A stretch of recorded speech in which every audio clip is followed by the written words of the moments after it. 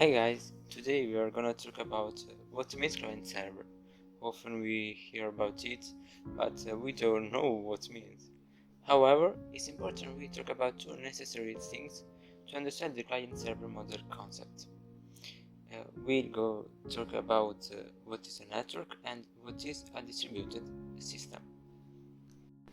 A computer network is a set of devices called nodes, connected each one with a suitable means of transmissions. And for example, the Wi-Fi we have in our houses is a network. When we connect to it, we can communicate with the other devices in the network, like the other mobiles, the computers, the TV, and with the devices connect to the same network we are connected to, including the router. Otherwise, when we switch on the data connection on our mobile, we are connected to internet, the biggest network that is extended in the whole world, and we can communicate with every device is connected to internet.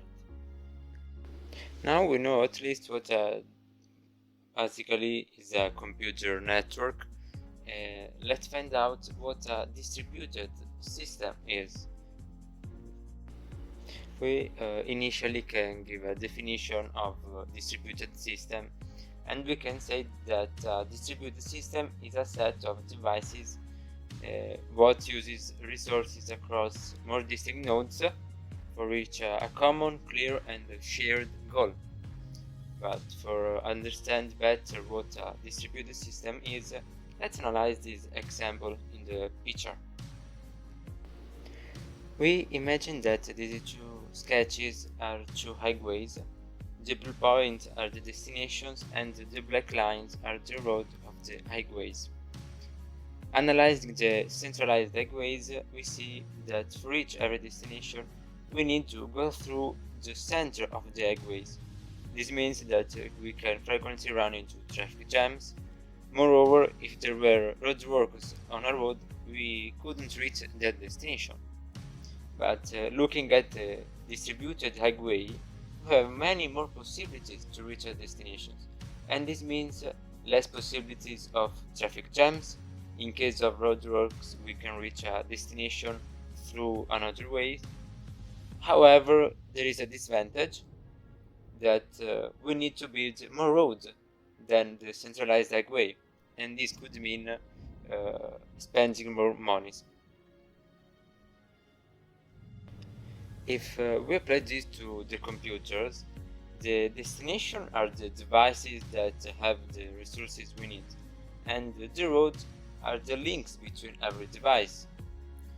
We understand that a distributed system is more efficient, is more reliable, and has a higher performance than a centralized system, because there is less possibility of congestion, and if a link is down, we can reach it through other ways. To summarize, we can say first, a network is a set of devices that are connected each one and can communicate. Second, a distributed system is a set of devices that uses resources across more distinct nodes for each a common, clear and a shared goal. And now we have just basically spoken about what a network and a distributed system are. We are ready to talk about the client-server architecture. The client-server architecture is a distributed system where there are two main subjects, the client and the server. The server is a computer that provides the resources on the distributed system, and the client is the requester of these resources, and it could be any type of device: mobile phone, computer, tablet, printer, and many other type of device. A famous example of client server that I really like so much is the Jurassic World. If you have seen the film, and how we can see from the picture, you certainly have been enchanted from the amazing control room, From here, I can control the park, for example, the map with the status of every paddock, of the health and the position of every dinosaur, except Indominus because he was too smart and he removed itself the chip. But that's another story. And also, for example, the ACU, the soldiers' health, how we can see from this picture.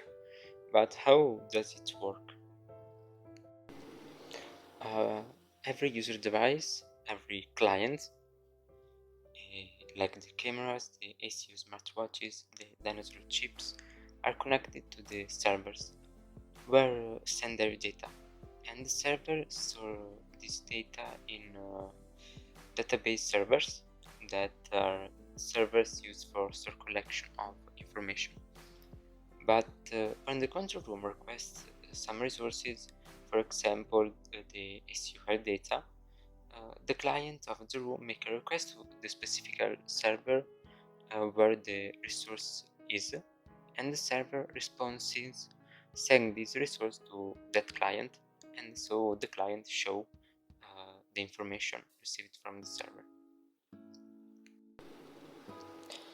So in the end, what we have seen: first, that a network is a set of devices that are connected each one and can communicate.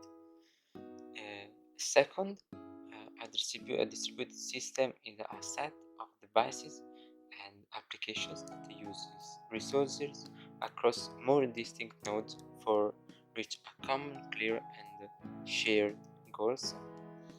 And the third, the client-server model is a distributed system in which there are the requester of the resource called client and more resources provider called servers.